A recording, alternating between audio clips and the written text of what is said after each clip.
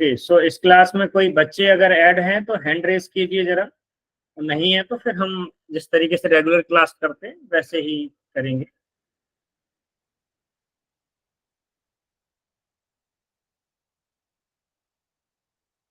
ठीक है।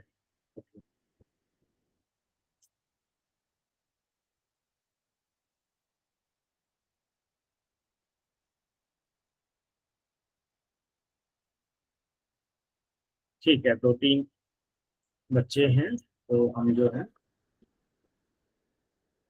थोड़ा हम उनके लेवल की चीजें पढ़ेंगे, फिर उसके बाद हम जो है थोड़े और डीप में स्टडी करेंगे।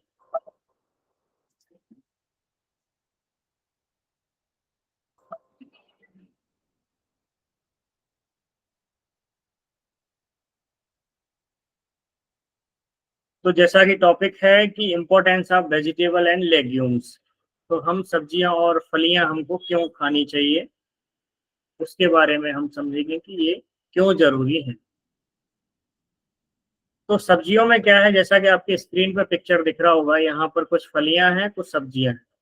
तो इन सब्जियों में कई तरह के विटामिन एंड मिनरल्स होते हैं, प्रोटीन होते हैं, फाइबर होते हैं जो हमारे डाइजेशन के लिए बहुत अच्छे हैं। अगर आप ये सब्जियां नहीं खाते हैं तो प्रॉपर आपका डाइजेशन नहीं होगा, और जो जरूरी विटामिन है, फाइबर है, प्रोटीन है, वो आपको नहीं मिल पाते। तो शरीर से जो लड़ने की जो क्षमता रहती है वो बच्चों में कम हो जाती है, रोगों से लड़ने की क्षमता। तो इसीलिए जो है हमें सब्जियां वगैरह खूब खानी चाहिए, सभी बच्चों को सभी तरह की सब्जियां खानी चाहिए। उसमें अलग अलग तरह की रंग बिरंगी सब्जियां जो भी हैं, जिनमें अलग अलग कलर हैं, अलग अलग वैरायटी है, वो सब चीज खानी चाहिए। अगर बच्चे सब्जियां खाएंगे तो उनके शरीर मजबूत बनेगा, वो स्ट्रांग होंगे और उनकी इम्यूनिटी अच्छी रहेगी। तो जो बच्चे सब्जियां नहीं खाते हैं अक्सर उनकी इम्यूनिटी कमजोर रहती है, जिससे जो है वो उनको बार बार सर्दी, जुकाम, खांसी, इस तरह की इम्यूनिटी से रिलेटेड प्रॉब्लम होती है, इन्फेक्शन आराम से हो जाता है। या फिर अगर वो सब्जी नहीं खाते हैं तो उनका पेट 2-2 या 3-3 दिन तक पेट जो है साफ नहीं होता है, फिर इससे क्या है, बच्चों के पेट में दर्द होने लगता है कब्ज के कारण। तो इसीलिए बच्चों आप सभी को जो है खूब सारी सब्जियां खानी चाहिए, सभी तरह की अलग अलग तरह की सब्जियां आप खाएं, तो इससे जो है आप स्वस्थ रहेंगे। और स्कूल में भी आप स्ट्रांग रहेंगे। सबसे जो भी बच्चे सभी तरह की सब्जियां खाएंगे वो अपने स्कूल में उनकी परफॉर्मेंस अच्छी रहेगी, दिमाग उनका तेज होगा, लड़ने में मजबूत होंगे। ठीक है, उनका शारीरिक विकास भी अच्छा होगा आपका, और आपकी मेमोरी पावर भी अच्छी होगी। तो इससे जो है आपका कंसंट्रेशन बढ़ेगा, पढ़ाई में मन लगेगा। और अगर आप प्रोसेस्ड फूड खाते हैं जैसे चिप्स है, चाइनीज फूड है, ये खाने से क्या होता है, पेट में जलन होती है, और जलन के साथ साथ पेट में दर्द हो सकता है, तो इससे आप फिर बीमार हो सकते हैं। तो इसीलिए आपको जो है इन सब चीजों को अवॉइड करके होममेड फूड ही खाना है, इसके लिए आपको जो है ध्यान रखना है। और आपके जो पेरेंट्स हैं उन पेरेंट्स को भी आपने बोलना है कि हमें जो है अच्छी सब्जियां बना के दीजिए, घर में बना के दीजिए, तो जिससे आप जो है बीमार नहीं होंगे और स्वस्थ रहेंगे। ठीक है, चलिए अब हम अपने टॉपिक पे थोड़ा आगे बढ़ते हैं। तो सब्जियां और हरी पत्तेदार सब्जियां कई विटामिन और खनिज प्रदान करती हैं, और जो माइक्रो न्यूट्रिएंट्स है, माइक्रो न्यूट्रिएंट्स क्या होते हैं, लिख के बताइए चैट्स में, माइक्रो न्यूट्रिएंट्स क्या है।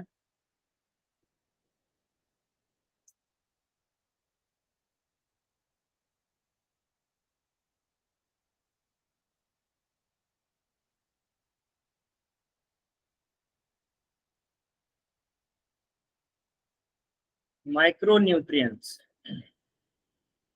तो माइक्रो न्यूट्रिएंट्स में विटामिन ए, बी, है ना, इस तरीके से ए, डी, ई के, है ना, बी कॉम्प्लेक्स ग्रुप, ये सब माइक्रो न्यूट्रिएंट्स के अंतर्गत आते हैं। और दूसरे होते हैं मैक्रो न्यूट्रिएंट, जिसमें कार्बोहाइड्रेट, फैट, प्रोटीन, ये जो है आपके मैक्रोन्यूट्रिएंट्स में आते हैं।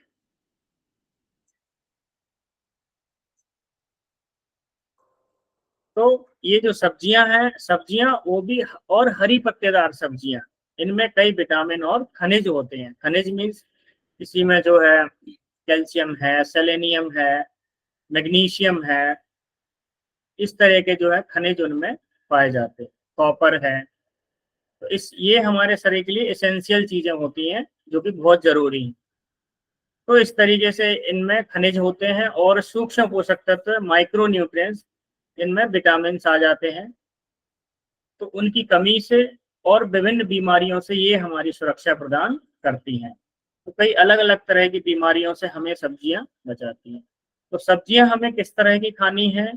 जो एक तो सीजनल हो, और जो लोकल एरिया में जो होती हैं, आपके यहाँ पर जो भी सब्जियां होती हैं वो उस एरिया के वातावरण के हिसाब से होती हैं, तो वो पचने में आसान होंगी, और आपको ज्यादा मात्रा में ठीक ढंग से न्यूट्रिशन दे पाएंगी।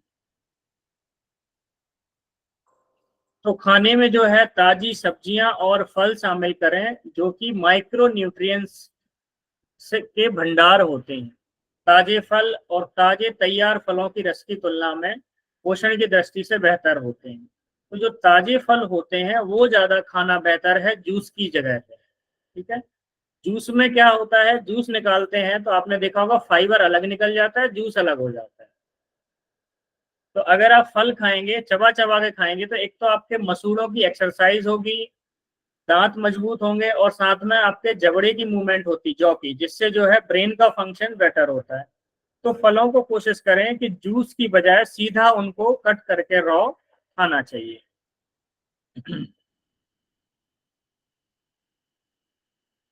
दूसरा चीज है, फल और सब्जियों में फाइटो न्यूट्रिएंट्स और फाइबर के स्रोत हैं, जो कि स्वास्थ्य के लिए बेहद महत्वपूर्ण है। यहाँ पर ये जो वर्ड है फाइटो न्यूट्रिएंट्स, ये बस अभी याद रखिए, अभी थोड़ी देर के बाद इसको हम डिटेल में समझाएं। दूसरा है, सब्जियां प्रोबायोटिक की भी स्रोत हैं, और इस प्रकार ये आंतों के अंदर मौजूद बैक्टीरिया को पनपने के लिए, उनको मजबूत रखने के लिए, वहाँ एक एनवायरनमेंट बनाने के लिए, और इंटेस्टाइन को हेल्दी रखने में ये प्रोबायोटिक्स मदद करते हैं। ये शब्द भी याद रखिए, प्रोबायोटिक। दूसरा शब्द क्या बोला? Phyto nutrients. इनको हम अभी जो है विस्तार से पढ़ेंगे। ठीक है। ये जो सब्जियां हैं प्रतिरक्षा कार्य को बढ़ाती हैं, और जो भी इंफेक्शन होता है उसके जोखिम को कम करती हैं। तो अगर आप सभी तरह की सब्जियां खाएंगे तो उससे जो है आपके अंदर रोगों से लड़ने की क्षमता मजबूत रहेगी, और आप बीमार कम से कम पड़ेंगे। ठीक है। तो कम से कम आप बीमार पड़ेंगे। हो सकता है आप कभी बीमार हो भी ना, अगर आप सही ढंग से सही न्यूट्रिशन लेते हैं, सही एक हेल्दी लाइफ स्टाइल अपनाते हैं, तो बीमार होने के चांस काफी कम हो जाते हैं।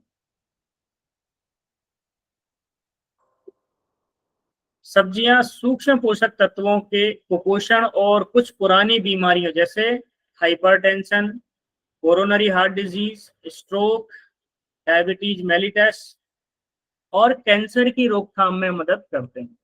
तो जो लोग भी या जो बच्चे सब्जियां खाएंगे तो भविष्य में जो होने वाली बीमारियां हैं, ऐसे लोगों में इन बीमारियों का खतरा कम रहता है। अगर बच्चे आप लोग अभी से इसकी आदत डाल लेंगे तो आपका जीवन जो है स्वस्थ गुजरेगा। नहीं तो आजकल के समय में जो है कई तरह की बीमारियां आ रही हैं। उनमें जो है आपने आसपास देखते होंगे पिताजी को या दादाजी को, या फिर जो है पड़ोस में भी आप देखते हो किसी को डायबिटीज है, किसी का हाई बीपी है, किसी को हार्ट की प्रॉब्लम है ना। इस तरह की जो बीमारियां हैं ये प्रॉपर सही डाइट नहीं लेने की वजह से और एक हेल्दी लाइफस्टाइल नहीं अपनाने की वजह से ये आती है। तो बड़ों को भी और बच्चों को भी, सभी को जो है हमारी लाइफस्टाइल में सब्जियों का होना बहुत जरूरी है, ताकि इनसे जो है हमें जरूरी पोषक तत्व मिल सके। ठीक है। यहाँ से अब हम जो है थोड़ा सा डिटेल में जाएंगे। तो जो बच्चे हैं वो आप जा सकते हैं, और अगर इंटरेस्ट है तो सुन सकते हैं, क्योंकि अभी जो है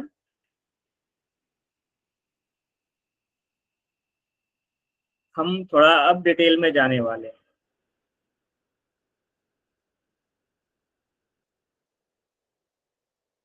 यहाँ से अब न्यूरोथेरेपिस्ट की पढ़ाई शुरू होगी। तो पहला, मैंने 2 वर्ड याद रखने को बोले थे, वो कौन से हैं? हम उनके बारे में डिटेल से पढ़ेंगे। इसको याद है, मैंने 2 वर्ड अभी याद रखने को कहा था।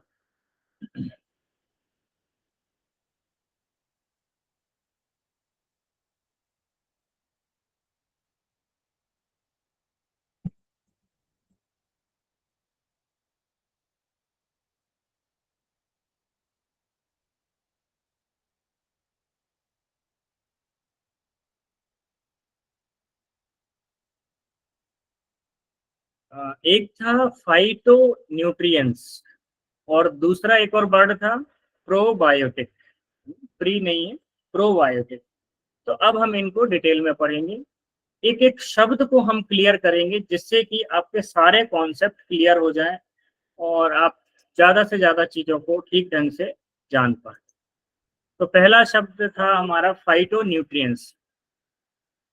तो हमें सब्जियां और हरी पत्तेदार सब्जियां और फल क्यों खाने चाहिए? तो पहली चीज कि ताजी सब्जियों और फल में सूक्ष्म पोषक तत्वों के ये स्रोत होते हैं। उनमें पहला है फाइटो न्यूट्रिएंट्स।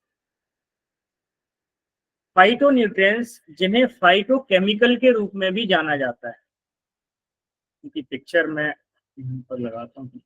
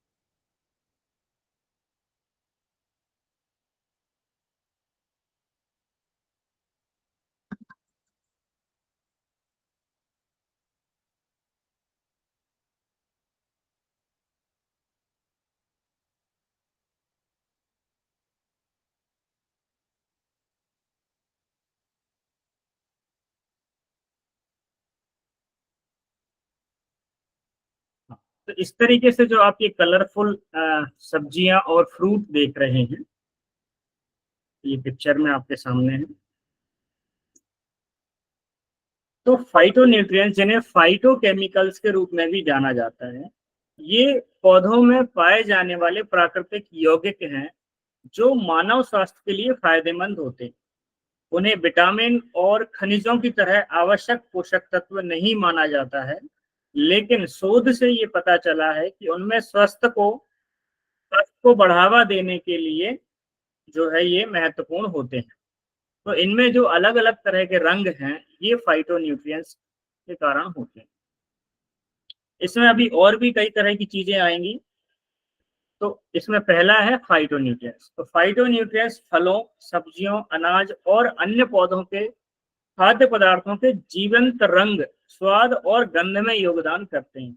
तो जो फलों और सब्जियों में रंग होता है, स्वाद होता है और गंध होती है, किसी उनका जो टेस्ट है, उनका कलर है और उनकी स्मेल जो आती है, ये उसमें योगदान देते हैं या इनके कारण ये होता है। माना जाता है कि इनमें एंटीऑक्सीडेंट हम पढ़ चुके हैं। एंटीऑक्सीडेंट सूजन रोधी यानी कि एंटी इंफ्लामेटरी और प्रतिरक्षा यानी कि इम्यूनिटी बढ़ाने वाले प्रभाव होते हैं, जो संभावित रूप से कैंसर, हृदय रोग और न्यूरो डिजनरेटिव डिजीज जैसी पुरानी बीमारियों के जोखिम को कम करते हैं। न्यूरो डिजनरेटिव डिजीज जैसे कि मोटर न्यूरॉन डिजीज है, अल्जाइमर डिजीज है, इस तरीके की जो बीमारियां हैं, उनके उन बीमारियों के जोखिम को ये कम करते हैं। तो अपने आहार में विभिन्न प्रकार के रंगीन फलों और सब्जियों को शामिल करने से आपको समग्र स्वास्थ्य, और तंदुरुस्ती के लिए फायदेमंद फाइटोन्यूट्रिएंट्स की एक विस्तृत संग्रह प्राप्त करने में मदद मिल सकती है। ठीक है, तो ये होते हैं फाइटोन्यूट्रिएंट्स।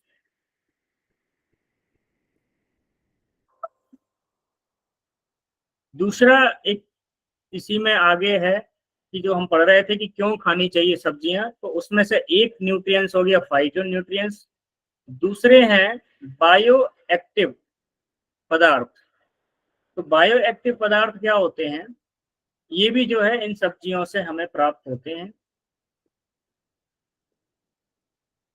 बायो एक्टिव पदार्थ किसी भी रासायनिक यौगिक या अणु को संदर्भित करता है जो जैविक प्रणालियों के साथ परस्पर क्रिया करता है, उनके कार्य को प्रभावित करता है। ये पदार्थ अक्सर कौन से बायो एक्टिव पदार्थ पौधों, जानवरों और सूक्ष्म जीवों जैसे प्राकृतिक स्रोतों में ये पाए जाते हैं। जब इनका सेवन या उपयोग किया जाता है तो यह जीवित जीवों पर शारीरिक प्रभाव डाल सकते हैं।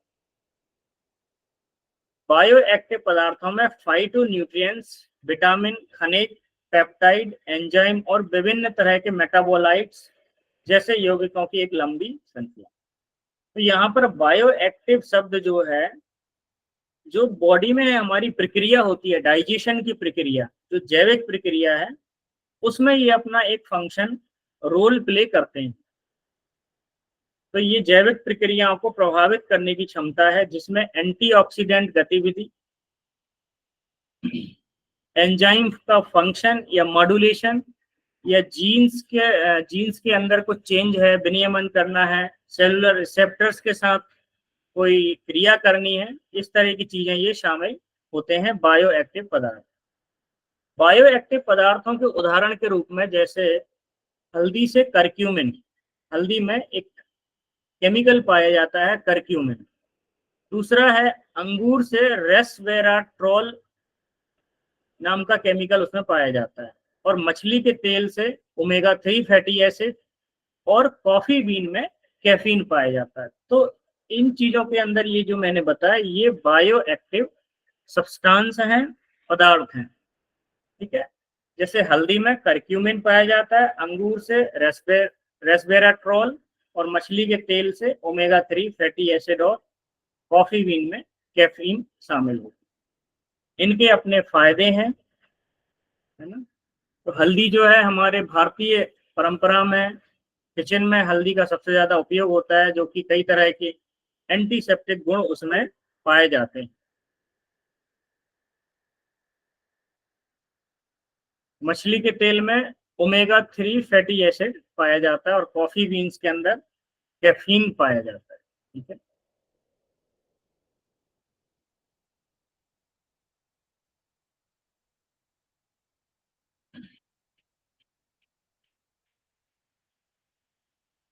तो सब्जियों में फाइटोन्यूट्रिएंट्स, बायोएक्टिव पदार्थ और फाइबर पाए जाते हैं। मौजूद सूक्ष्म पोषक तत्व, खनिज। ओके, आवाज कम आ रही है क्या? सभी को कम आ रही है या फिर किसी न्यूरोथेरेपिस्ट को मुझे थोड़ा क्लियर करें, क्या सबको मेरी आवाज क्लियर आ रही है?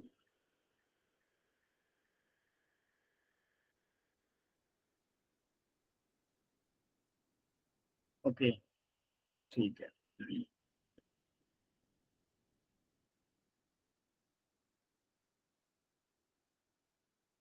ठीक है जी, हम आगे बढ़ते हैं। Thank you. तो सब्जियों में हमने देखे, एक तो है फाइटोन्यूट्रिएंट्स, दूसरे हमने देखे बायो एक्टिव पदार्थ और फाइबर है। जैसे मौजूद इसमें जो है सूक्ष्म पोषक तत्व, खनिज और विटामिन है, साथ में मौजूद मैक्रोन्यूट्रिएंट्स एंड माइक्रोन्यूट्रिएंट्स, साथ में कॉम्प्लेक्स कार्बोहाइड्रेट। ये जो वर्ड है कॉम्प्लेक्स कार्बोहाइड्रेट, इसका मीनिंग है हमने हमने जो है पिछली क्लासेस में डिस्कशन किया था लो ग्लाइसीमिक इंडेक्स, उसमें हमने सीरियल्स के बारे में देखा था और अलग अलग सब्जियों में। तो कार्बोहाइड्रेट भी जो है एक तो कॉम्प्लेक्स होते हैं और कुछ जो है नॉर्मल होते हैं जो इजीली डाइजेस्ट हो जाते हैं। तो कॉम्प्लेक्स कार्बोहाइड्रेट से मीनिंग होता है ऐसे कार्बोहाइड्रेट जो पचने में जो है थोड़ा टाइम लेते हैं और खाते ही जो है शुगर तुरंत नहीं बढ़ती है, जैसे कि बाजरा हो गया, ज्वार हो गया, मक्का हो गया, मिलेट्स हो गए। इनमें जो कार्बोहाइड्रेट है वो धीरे धीरे पचेगा और उसमें फाइबर भी ज्यादा होगा। ठीक। और नॉर्मली कार्बोहाइड्रेट के रूप में हम जो भी क्या खाते हैं, चावल खाते हैं या गेहूं की रोटी खाते हैं, तो ये जो है बहुत जल्दी खाते ही ब्लड में जो है शुगर बढ़ती है। ठीक है? तो ये इजीली डाइजेस्ट हो जाता है। मिलेट्स को बढ़ावा क्यों दिया जा रहा है खाने में, क्योंकि इनसे इनको खाने से शरीर में तेजी से शुगर नहीं बढ़ती है और ये धीरे धीरे पचते हैं। इसीलिए जो है मिलेट्स नॉर्मल कार्बोहाइड्रेट की बजाय ज्यादा अच्छे होते हैं।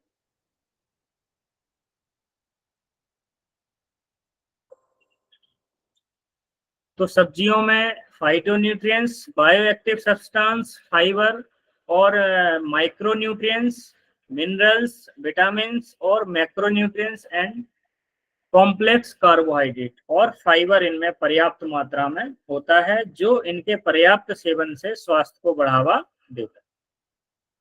अधिकांश सब्जियां जो है, जैसे 100 ग्राम कच्ची सब्जी हो तो उसमें 20 किलो कैलोरी की ऊर्जा मिलती है 100 ग्राम।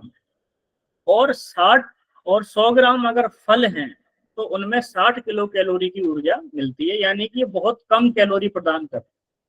जबकि कुछ जड़ें जैसे कंदमूल है, जैसे आलू, शकरकंद, टेपियोका एंड रतालू, ये 100 ग्राम अगर इनको कच्चे के रूप में लिया जाए तो ये 70 से 100 किलो कैलोरी ऊर्जा देते हैं। क्यों देते हैं? क्योंकि इनमें स्टार्च पाया जाता है, और स्टार्च क्या है? एक तरह का कार्बोहाइड्रेट है। ठीक है। तो स्टार्च के कारण जो है इनमें कैलोरी ज्यादा होगी। तो जिनका वजन ज्यादा होता है या शुगर ज्यादा बढ़ती है, ऐसे लोगों को हम जो है स्टार्ची वेजिटेबल ना देके नॉन स्टार्ची वेजिटेबल देते हैं, जिसके बारे में हम पढ़ चुके हैं, जिनमें कम स्टार्च होता है ना? या लो ग्लाइसेमिक इंडेक्स होता है। इसकी बजाय क्या लेना है?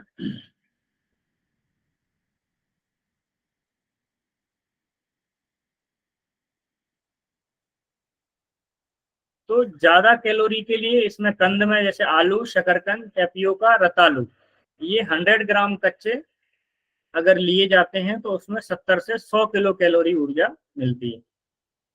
और केले में भी जो है थोड़ा मात्रा में स्टार्च पाया जाता है और ये शरीर को ऊर्जा प्रदान करता है। पत्तेदार सब्जियां कैरोटीनाइड, आयरन, फॉलेट, कैल्शियम और अन्य महत्वपूर्ण चीजें भी प्रदान करती हैं। यहाँ पर एक शब्द याद रखिए, कैरोटीनाइड। हम इसको आगे अभी डिस्कशन करेंगे, इसके बारे में पढ़ेंगे।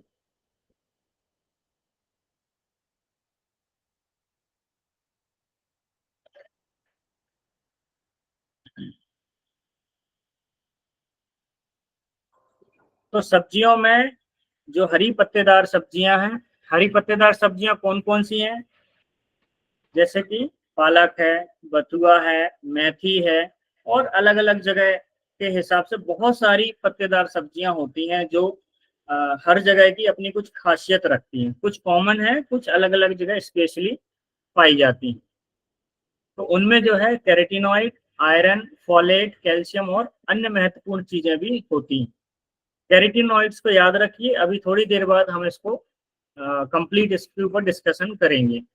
आयरन आपको पता ही है, फोलेट फोलिक एसिड से रिलेटेड है, कैल्शियम आपको पता ही है। तो ये सब चीजें सब्जियों से हमें मिलती हैं। विभिन्न सब्जियों और फलों में मौजूद प्रोबायोटिक। ठीक है, हमने अभी एक दूसरा शब्द आपको थोड़ी देर पहले याद रखने के लिए बोला था, वो था प्रोबायोटिक। तो ये प्रोबायोटिक क्या होता है, हम इसको थोड़ा सा अभी समझेंगे। तो प्रोबायोटिक एक प्रकार का आहार फाइबर है। क्या है ये? एक तरह का आहार फाइबर है जो आंत में लाभकारी बैक्टीरिया को पोषण देता है। हमारी आंतों के अंदर अलग अलग तरह के बैक्टीरिया होते हैं जो भोजन को पचाने में, एब्जॉर्ब करने में मदद करते हैं और इन्फेक्शन से बचाने में भी जो है मदद करते हैं। तो प्रोबायोटिक एक प्रकार का आहार फाइबर है जो आंत में लाभकारी बैक्टीरिया को पोषण देता है। ठीक है, वे गैर पचने योग्य यौगिक जो कि फलों, सब्जियों, साबुत अनाज और फलियों जैसे खाद्य पदार्थों में पाए जाते हैं। प्रोबायोटिक के विपरीत कुछ खाद्य पदार्थ और सप्लीमेंट में पाए जाने वाले जीवित लाभकारी बैक्टीरिया होते हैं। प्रोबायोटिक स्वयं जीवित नहीं होते, ये ध्यान रखने वाली बात है, इसको थोड़ा सा आप कंसंट्रेशन के साथ भी ध्यान देंगे। प्रोबायोटिक स्वयं जीवित नहीं होते, इसके बजाय वे प्रोबायोटिक्स और अन्य लाभकारी बैक्टीरिया जैसे वेफिडोबैक्टीरिया और लैक्टोबैसिली को पनपने और आंत के माइक्रोबायोटा में स्वस्थ संतुलन बनाए रखने के लिए आवश्यक ईंधन और सहायता प्रदान करते हैं। ठीक है, तो प्रोबायोटिक खुद में कोई जिंदा बैक्टीरिया नहीं है। प्रोबायोटिक हमारी आंतों के बैक्टीरिया के लिए एक तरह से आहार का काम करते हैं, जिसको खाकर या जिसकी मौजूदगी में हमारे आंतों के अंदर मौजूद माइक्रोबायोटा, माइक्रोबायोटा मतलब बैक्टीरिया का एक समूह, एक कॉलोनी, बहुत सारी कॉलोनी है ना, तो वो जो माइक्रोबायोटा में स्वस्थ संतुलन बनाए रखने के लिए आवश्यक ईंधन और सहायता प्रदान करते हैं। ठीक है, ये समझ में आया प्रोबायोटिक्स। अभी इसमें और है, किसी को अगर क्वेश्चन होगा तो अपने पास लिख के रखिए, हम बाद में कोशिश करेंगे उनको लेने की। तो प्रोबायोटिक समझ में आया सभी को? यस और नो?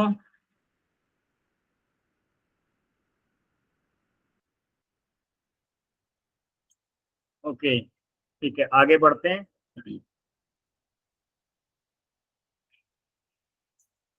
प्रोबायोटिक्स की प्रमुख विशेषताएं क्या क्या हैं? फीचर,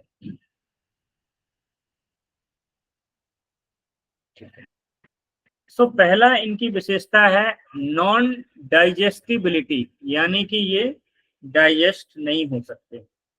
तो अपर गैस्ट्रो इंटेस्टाइनल ट्रैक्ट, ये शब्द आपने सुना होगा, अपर गैस्ट्रो इंटेस्टाइनल ट्रैक्ट, यानी कि मुंह से लेके जो हमारा इसोफेगस है, स्टमक है, फिर स्मॉल इंटेस्टाइन लग जाता है, तो ये अपर पार्ट हो गया। और फिर स्मॉल इंटेस्टाइन से लोअर पार्ट स्टार्ट होता है। ठीक, तो पहली विशेषता है नॉन डाइजेस्टिबिलिटी। तो प्रोबायोटिक अपर गैस्ट्रो इंटेस्टाइनल ट्रैक्ट, यानी कि ऊपरी जठरांत मार्ग से बिना पचे गुजरते हैं, और कॉलन, कॉलन किसे बोलते हैं? आंतों का ही दूसरा नाम है कॉलन। तो कॉलन तक ये बरकरार पहुंचते हैं, यानी कि यहाँ पर इनको ये पचते नहीं है, ये सीधे जो है आगे निकल जाते हैं और कॉलन में पहुंचते हैं। पहली विशेषता। दूसरा क्या है? लाभकारी बैक्टीरिया का चयनात्मक प्रचार। तो ये जो है आंत में लाभकारी बैक्टीरिया की वृद्धि और गतिविधि को चुनिंदा रूप से उत्तेजित करते हैं, जो बेहतर आंत के स्वास्थ्य और समग्र कल्याण में योगदान दे सकते हैं। तीसरा, प्रोबायोटिक से भरपूर खाद्य पदार्थ।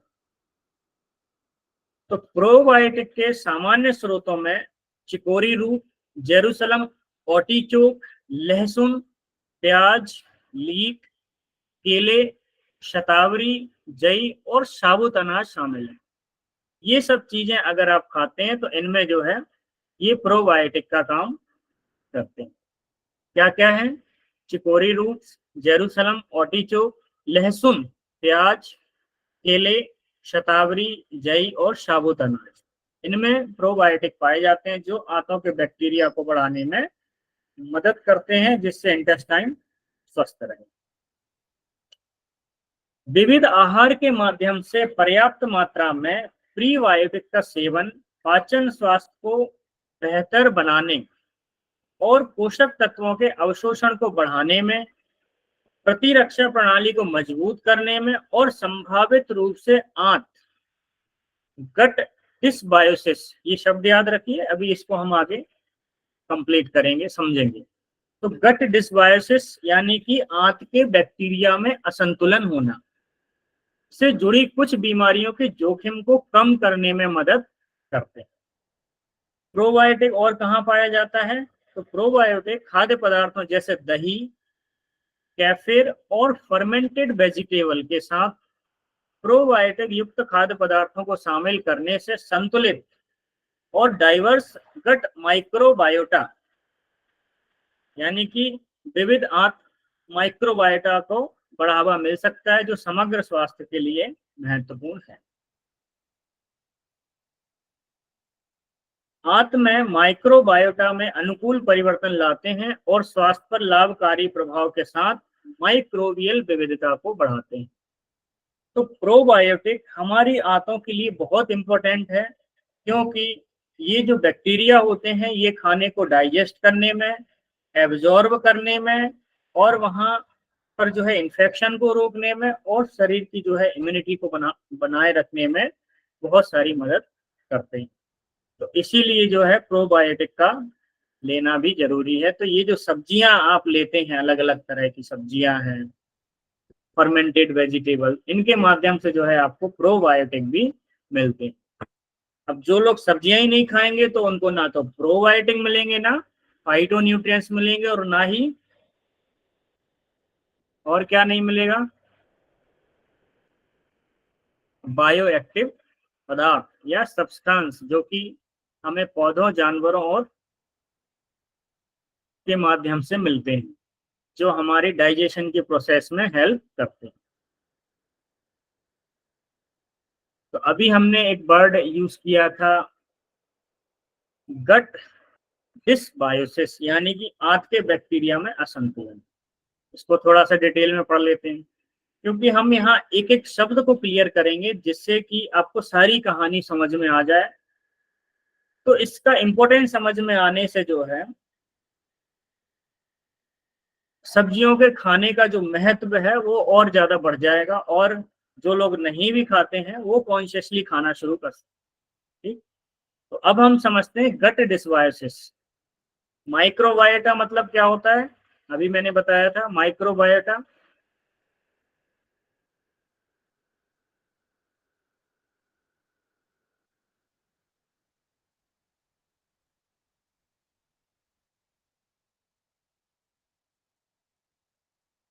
किसी को याद है तो जरूर लिखें।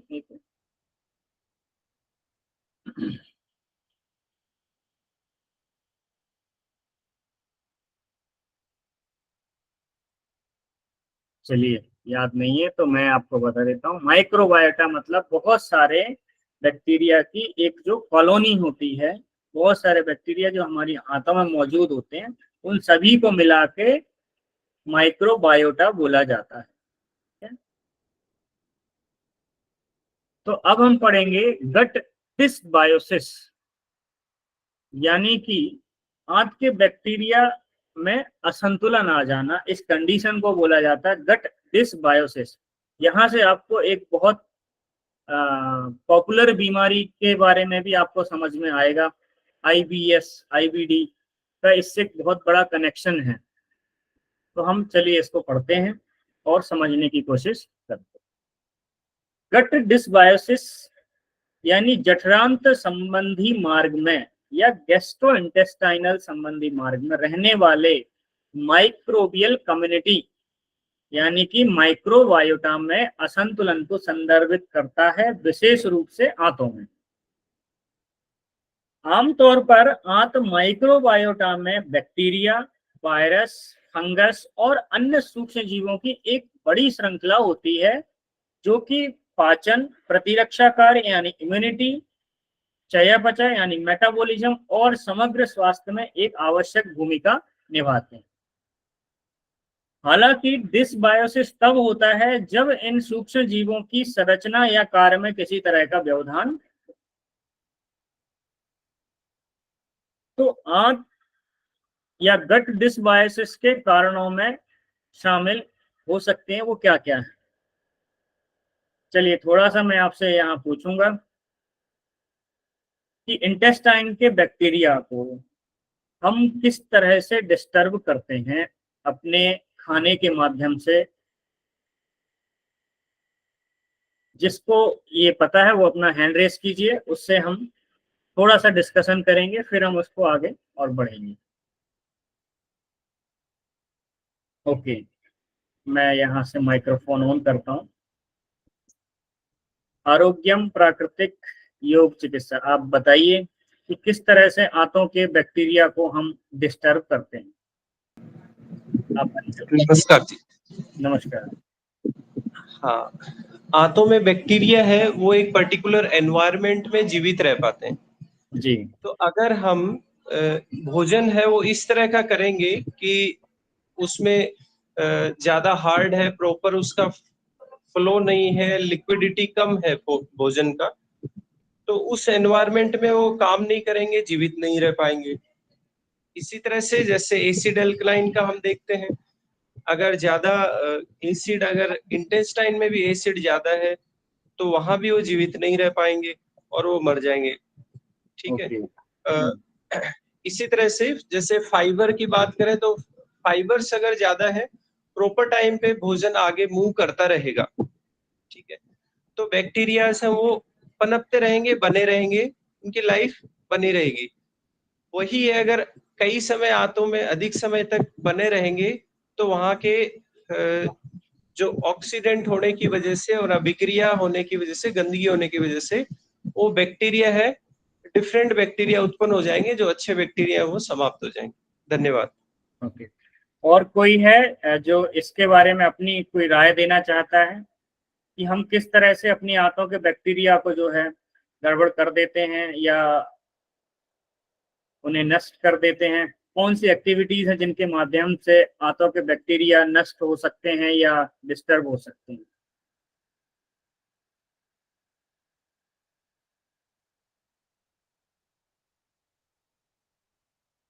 ओके, राहुल कुमार जी, आप अनम्यूट कीजिए और बताइए।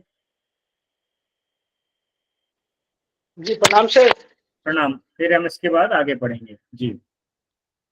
सर हम अपने दैनिक जीवन में जो लाइफ एंजाइम वाले भोजन है उसको नहीं लेते, जिस कारण ये बैक्टीरिया डिस्टर्ब होती हैं। हम्म, साथ ही सीजनली फल सलाद अपने बॉडी के अकॉर्डिंग नहीं ले पाते हैं, इससे भी डिस्टर्ब होती है। जी। और बायोक्लॉक को बिगड़ने के कारण भी ये समस्या आती है, जैसे कि रात्रि में 7 बजे या 8 बजे के बाद भोजन करते हैं, जिससे पेनक्रियाज 8 बजे के बाद काम करना बंद कर देती है, और हम भोजन करते हैं तो कहीं ना कहीं वो गट बैक्टीरिया पे भी दिक्कतें देती है। ओके। और रात्रि में 10 बजे के बाद सोना ये भी दिक्कत कर सकती है, और प्रॉपर वे में सही टाइमिंग पे भोजन ना करने से भी समस्याएं आती हैं। और ओके। जो भी बाहर बाहर के पैक्ड फूड खाते हैं हम लोग, जी। पैक्ड फूड भुना तला, जिससे भी गट गट बैक्टीरिया काफी डिस्टर्बेंस होती है। और साथ ही एलोपैथिक मेडिसिन से भी कई बार बहुत ज्यादा ही डिस्टर्ब हो जाती हैं। हाँ, यहाँ पर आपने जो एलोपैथिक मेडिसिन का जिक्र किया है, ये एक इम्पोर्टेंट चीज है। इसके कारण जो है काफी ज्यादा डिस्टरबेंस आता है। ठीक है, धन्यवाद। अब हम आगे बढ़ते हैं।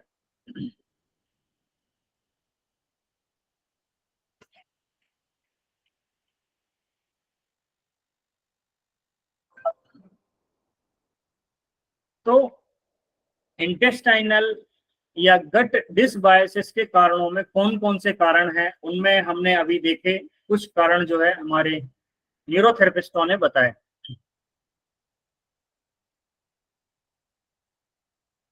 तो पहला जो कारण होता है वो है फाइबर की कमी वाला खराब आहार, जिसमें हाई शुगर, हाई फैट और प्रोसेस्ड खाद्य पदार्थों का अत्यधिक सेवन करने से जो है गट माइक्रोबायोटा या गट के जो बैक्टीरिया हैं वो मर सकते हैं, या उनकी संख्या में कमी आ सकती है, या उनका जो साइकिल है वो डिस्टर्ब हो सकता है। ठीक है। तो पहला हो गया फाइबर की कमी वाला खराब आहार। फिर शर्करा, फैट यानी शुगर, फैट और प्रोसेस्ड फूड का अत्यधिक सेवन करना। इसके सेवन से जो है गट डिसबायोसिस हो सकता है। डिसबायोसिस मतलब बैक्टीरिया का एक तरह से असंतुलन आंतों के अंदर डेवलप हो जाए। दूसरा है एंटीबायोटिक्स का उपयोग। तो ब्रॉड स्पेक्ट्रम एंटीबायोटिक्स हानिकारक और लाभकारी दोनों प्रकार के बैक्टीरिया यानी सूक्ष्म जीवों को मारकर आंत के बैक्टीरिया के संतुलन को जो है गड़बड़ कर देती है या बाधित कर देती है। तो अक्सर देखा होगा जब भी आपको कभी मलेरिया या किसी भी तरह का फीवर हुआ हो जिसमें डॉक्टर ने आपको जो है एंटीबायोटिक दी होगी, तो 3 दिन का या 5 दिन का एंटीबायोटिक्स का कोर्स करने के बाद आप देखते हैं आपका पेट कुछ दिन तक खराब रहता है, हफ्ते 10 दिन। वो पेट इसलिए खराब हो जाता है क्योंकि एंटीबायोटिक्स जो है हमारे गुड और बॉडी में पाए जाने वाले बैड दोनों तरह के सूक्ष्म जीवों को यानी कि बुरे बैक्टीरिया को मारने के साथ साथ वो अच्छे को भी मार देती है, जिससे कि गट डिसबायोसिस होने की संभावना बढ़ जाती है। ठीक है। तीसरा एक बड़ा कारण है तनाव। पुराना तनाव आंत की गतिशीलता और पाचन रस के स्राव को प्रभावित कर सकता है, जिससे आंत माइक्रोबायोटा प्रभावित होता है। ये किस तरीके से करेगा? हम जब आईबीएस की क्लास कर रहे थे तो उस समय मैंने बताया था कि हमारा गट ब्रेन सिस्टम होता है, यानी कि ब्रेन का और गट का डायरेक्ट कनेक्शन होता है नर्व्स के माध्यम से, और हमारी आंतों के अंदर पाया जाने वाला इंटेरिक नर्वस सिस्टम जो है आंतों को कंट्रोल करता है। तो जब भी हम तनाव में होते हैं तो हमारा इंटेस्टाइन में मौजूद इंटेरिक नर्वस सिस्टम जो है सेंसिटिव, हाइपर सेंसिटिव हो जाने के कारण जो है केमिकल रिलीज कम या ज्यादा मात्रा में करने के लिए उकसाता है दूसरे अंगों को। इससे जो है वहां पर पाचक रस जो है या तो ज्यादा मात्रा में रिलीज होंगे या नहीं निकलेंगे या कम मात्रा में। तो इसकी वजह से जो है इंटेस्टाइनल एनवायरनमेंट डिस्टर्ब हो जाता है, जिसके कारण जो है आंत के अंदर माइक्रोबायोटा प्रभावित होंगे और वो बैक्टीरिया डिस्टरबेंस होगा। ये तीसरा एक बड़ा काम। चौथा है इन्फेक्शन। पाचन तंत्र को प्रभावित करने वाले रोगजनक संक्रमण या पुरानी स्थितियां सूक्ष्म जीव संतुलन को बदल सकती हैं, जैसे अमीबियोसिस या दूसरे तरह के टाइफाइड, साल्मोनेला टाइफी करके जो बैक्टीरिया है, तो जो आपको टाइफाइड हो जाता है या अमीबियोसिस हो जाता है या किसी भी तरह का इन्फेक्शन आपके शरीर में जो है जिसकी वजह से लूज मोशन हो रहा है या कुछ भी इस तरह की कंडीशन डेवलप हो रही, खाना पचता नहीं है, तो उस संक्रमण के कारण इंटेस्टाइन के गुड बैक्टीरिया भी जो है वो नष्ट होना शुरू हो जाते हैं या शरीर से बाहर निकलना शुरू कर देते हैं या किसी भी तरह से उनमें जो है बदलाव आने लगता है। ठीक। अगला एक कारण है आयु। तो उम्र बढ़ने के साथ साथ आंत के माइक्रोबायोटा की संरचना में परिवर्तन होता है, जो संभावित रूप से डिसबायोसिस का कारण बनता है। तो ये 5 मुख्य कारण हुए, बाकी के हमने और कारण तो साथ में देखे ही थे। तो फाइबर की कमी, खराब आहार, हाई फैट, हाई शुगर और प्रोसेस्ड खाद्य पदार्थ का सेवन, एंटीबायोटिक्स, तनाव, संक्रमण और उम्र, ये जो है हमारे शरीर में माइक्रोबायोटा को डिसबैलेंस कर सकते हैं और ये डिसबायोसिस का, गट डिसबायोसिस का कारण बनते हैं। आंत के डिसबायोसिस यानी कि गट डिसबायोसिस के लक्षण अलग अलग हो सकते हैं। ये बहुत इंपॉर्टेंट है, इसको ध्यान से समझने की कोशिश कीजिएगा। हमारे आंतों में मौजूद माइक्रोबायोटा में जो डिस्टरबेंस आएगा, उस डिस्टरबेंस के अलग अलग लक्षण होंगे। तो आंत के अंदर जो डिसबायोसिस हुआ है या बैक्टीरिया का असंतुलन पैदा हुआ है, उसके अलग अलग लक्षण होंगे, लेकिन अक्सर इसमें जो देखा जाता है वो है पेट फूलना, गैस बनना, दस्त या कब्ज जैसी पाचन संबंधी समस्याएं शामिल। यह थकान, मूड में गड़बड़ी और कमजोर प्रतिरक्षा जैसी प्रणालीगत लक्षणों में भी ये प्रकट हो सकता है। और लंबे समय तक अगर डिसबायोसिस होता है तो यह जो है आंत में सूजन यानी कि इन्फ्लामेटरी बॉवेल डिजीज को लीड करेगा, नहीं तो ये इरिटेबल बॉवेल सिंड्रोम को लीड करेगा, और ये क्या करेगा, मोटापा या मेटाबॉलिज्म संबंधी सिंड्रोम, मेटाबॉलिक सिंड्रोम और ऑटो इम्यून डिजीजेस सहित विभिन्न पुरानी स्वस्थ स्थितियों से ये जुड़ जाता है। तो यह इस तरह की बीमारियों का कारण ये बन सकते हैं। Inflammatory bowel disease, irritable bowel syndrome, auto immune disease, obesity and metabolic syndrome, और साथ में जो सिम्टम्स देखने को मिलते हैं, पेट का फूलना, गैस बहुत ज्यादा बनना, दस्त या फिर कब्ज का होना, ये इस तरह के विकार शरीर में पैदा होंगे और इस तरह के लक्षण आपको देखने को मिल सकते।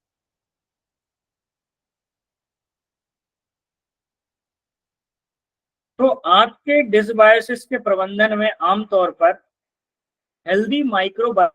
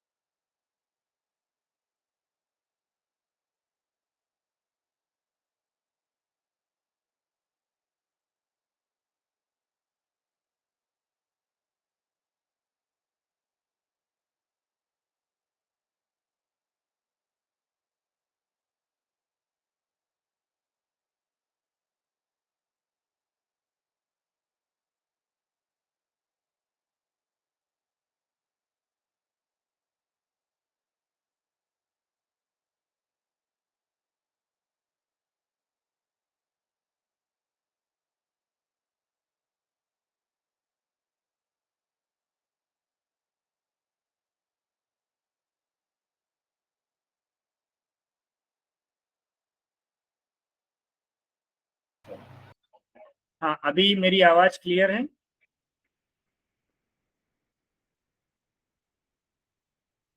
ठीक है, कंटिन्यू करते हैं।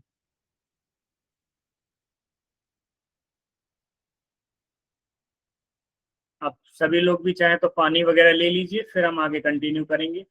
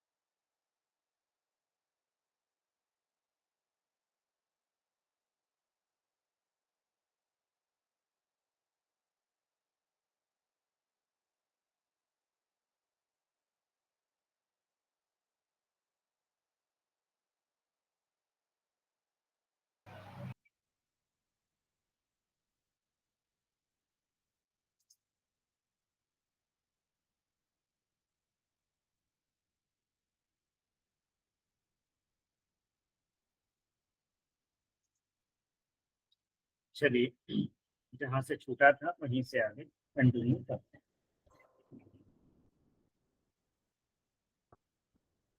तो आंतों के अंदर जो माइक्रोबियल असंतुलन हो जाता है, माइक्रोबायोटा डिस्टरबेंस हो जाता है, और गट डिसबायोसिस को ठीक करने के लिए हमें प्रीबायोटिक और प्रोबायोटिक दो तरह के सप्लीमेंट के तौर पे भी लिया जा सकता है। इनके सप्लीमेंट भी आते हैं, और मैंने खाने में भी बताया कि किन किन चीजों में आपको ये मिलते हैं। तो उन चीजों को आप खाएंगे तो इन बीमारियों में बड़ा आराम मिलेगा, खासकर जो है आईबीडी है, आईबीएस है और ऑटो इम्यून डिजीज है। तो ऐसी बीमारियों में ये आप जो है प्रोबायोटिक वगैरह लेंगे तो उससे काफी मदद मिलती है। तो प्रोबायोटिक किन किन चीजों में मिलता है, जैसे दही है, सब्जियां हैं, फर्मेंटेड वेजिटेबल्स हैं, उनमें मिलेंगे। कैफिर है, और प्रीबायोटिक जो है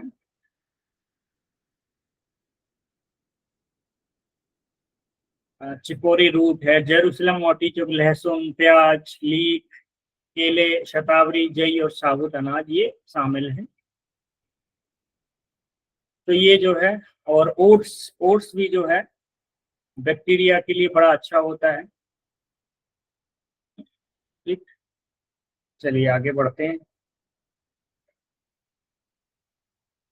तो आपके माइक्रोबायोटा के संतुलित करना समग्र स्वास्थ्य को बनाए रखने में और बीमारी को रोकने के लिए महत्वपूर्ण माना जाता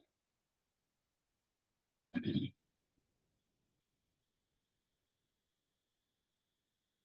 सब्जियां विटामिन और खनिजों का समृद्ध स्रोत होती हैं। इनमें क्या क्या पाया जाता है, हम वो विटामिन देखेंगे, खनिज देखेंगे, और क्या क्या चीजें होंगी वो हम देखेंगे।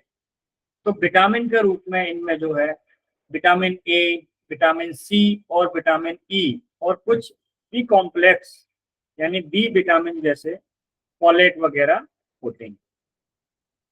तो सब्जियों में पाए जाने वाले विटामिन ए, विटामिन सी और विटामिन ई, और कुछ बी कॉम्प्लेक्स ग्रुप के जैसे कि फॉलेट वगैरह। दूसरा है खनिज। तो सब्जियों में पाए जाने वाले जो खनिज हैं वो है लोहा, तांबा, जस्ता, कैल्शियम, मैग्नीशियम और पोटेशियम। कैल्शियम के लिए हम कौन सा ट्रीटमेंट देते हैं, शरीर में 125 DCC का। ठीक है। मैग्नीशियम के लिए क्या ट्रीटमेंट दिया जाता है न्यूरोथेरेपी में, 3 गॉल 7 लीवर। तो ये जो है सब्जियों में पाए जाते हैं, लोहा है, आयरन है, कॉपर है, जस्ता है, कैल्शियम, मैग्नीशियम और पोटेशियम।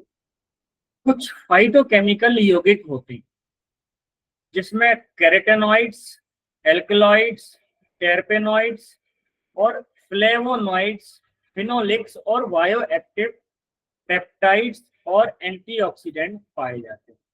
ये फाइटोकेमिकल हैं, और उच्च फाइबर सामग्री पाई जाती है, और कम वसा और कैलोरी अधिक वजन को ये रोकती हैं। क्या, सब्जी। तो यहाँ पर मैंने फाइटोकेमिकल्स जो है इनके ऊपर कुछ डिटेल कलेक्ट की है। तो हम एक एक वर्ड को थोड़ा समझेंगे, काफी ज्यादा डिटेल में होने वाला है ये, तो कोशिश करेंगे थोड़ा सा आसानी से समझ सकें इसको। तो अब हम ये पढ़ेंगे फाइटोकेमिकल्स के जो यौगिक हैं उनमें ये 4-5 तरह की चीजें होती हैं। कैरोटेनॉइड्स, एल्कलॉइड्स, टेर्पेनॉइड्स, फ्लेवोनॉइड्स, फिनोलिक्स और बायोएक्टिव पेप्टाइड्स एंड एंटीऑक्सीडेंट। तो इनके बारे में हम एक एक वर्ड को पकड़ेंगे और फिर उसके बारे में हम पढ़ेंगे। तो आज जितना हो सकता है 5 से 10 मिनट में उतना कवर करने की कोशिश करेंगे, उसके बाद फिर हम अगली क्लास में कंप्लीट करेंगे। तो पहले अब हम पढ़ेंगे कैरोटेनॉइड्स। ये किसके अंदर आते हैं, फाइटोकेमिकल्स। ठीक है। कैरोटेनॉइड्स प्राकृतिक रूप से पाए जाने वाले पिगमेंट का एक समूह है जो कई फलों, सब्जियों और अन्य पौधों में पाया जाता है। वे विभिन्न खाद्य पदार्थों में जीवंत लाल, नारंगी और पीले रंग के लिए जिम्मेदार हैं। आपने शिमला मिर्च देखी होगी, वो लाल, पीली, हरी, नारंगी, अलग अलग रंगों में पाई जाती है। ये जो रंग हैं, ये रंग कैरोटीनॉइड्स के कारण पाए जाते हैं। और कैरोटीनॉइड्स क्या हैं? प्राकृतिक रूप से पाए जाने वाले पिगमेंट थे। ठीक, कैरोटीनॉइड्स मानव स्वास्थ्य में महत्वपूर्ण भूमिका निभाते हैं, मुख्य रूप से एंटीऑक्सीडेंट के रूप में। और विटामिन ए रेटिनॉल के प्रिकर्सर के रूप में होता है।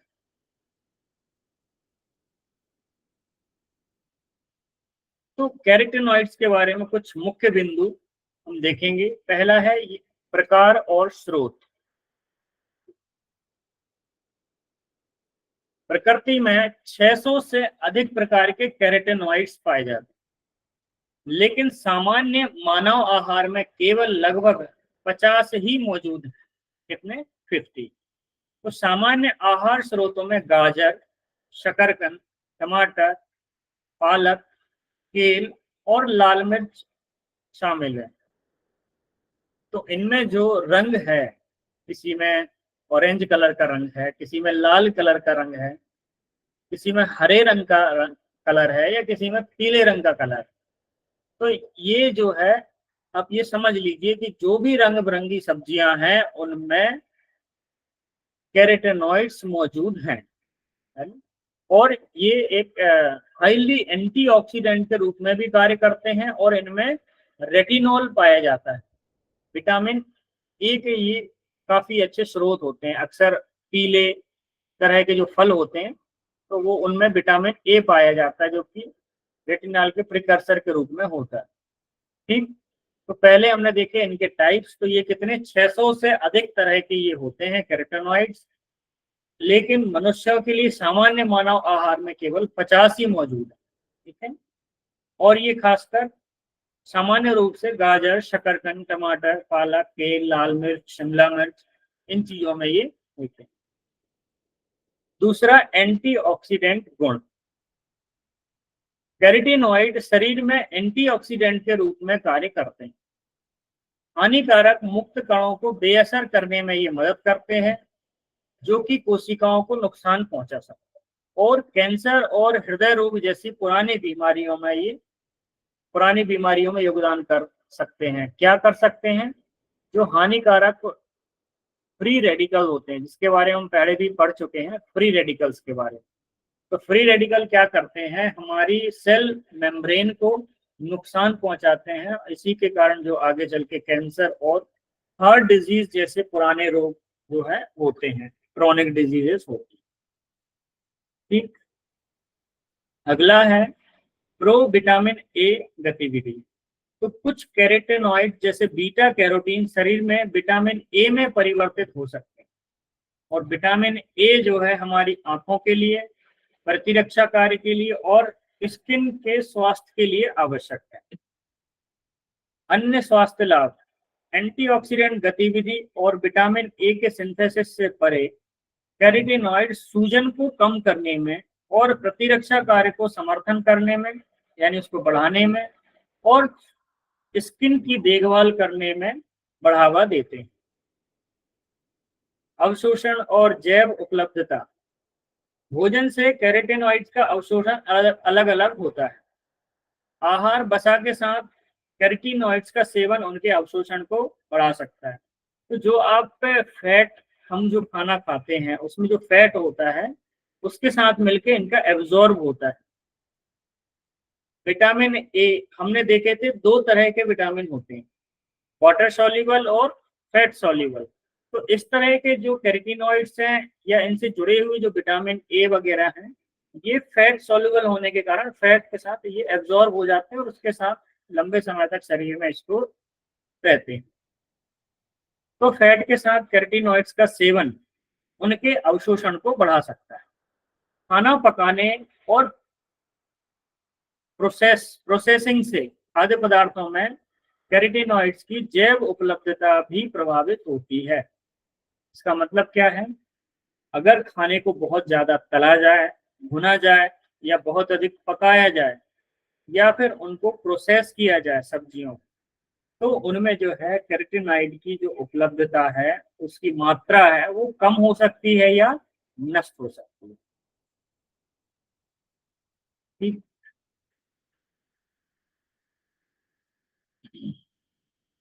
तो इस तरह से कैरोटीनॉइड्स हमारे शरीर के स्वास्थ्य में एक अपना इम्पोर्टेंट रोल प्ले करती है। इसके बाद आएंगे एल्कलाइड्स। कैरोटीनॉइड्स के बाद है एल्कलाइड, फिर टर्पेनॉइड्स एंड फ्लेवोनॉइड्स और फिनोलिक्स और बायोएक्टिव पेप्टाइड। ये हम अगली क्लास में पढ़ेंगे एल्कलाइड्स। तो इनके बारे में हम और डिटेल में जानेंगे। आज की क्लास में बस इतना ही।